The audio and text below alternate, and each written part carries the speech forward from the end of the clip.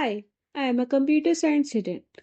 So, definitely, the worst habit that I have is procrastination. I have a lot of ideas, but they are always very elaborative.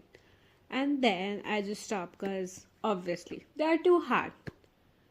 You must be wondering, why am I telling you all this?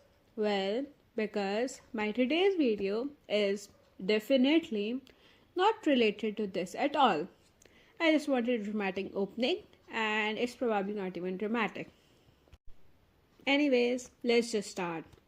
So, I wanted to develop a game out of nowhere, and I decided on making the classic dots and boxes.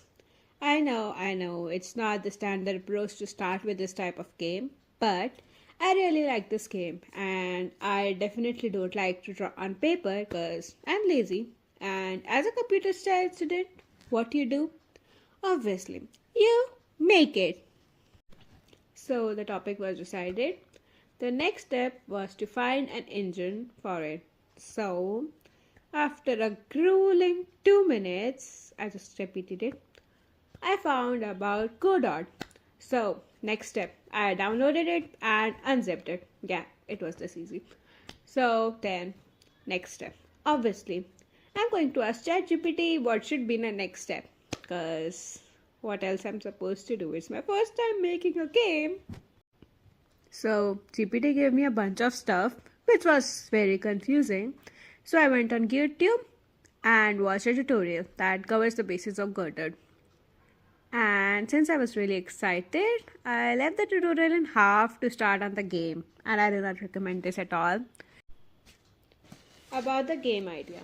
So you have a grid of dots and the players start making a line. Then the next player makes a line and this goes turn by turn.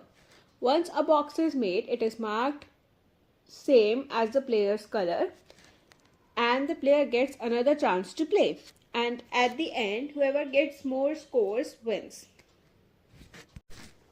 Sounds easy? Yeah, everything sounds easy until I started because yeah, let's see how easy it is.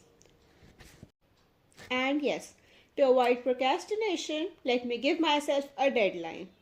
Well, I have no idea how much time it's supposed to take. I'm still figuring out about the controls, but let's say 15 days. I think that's pretty generous about the game idea. So stay tuned. I hope I finish this one. Bye.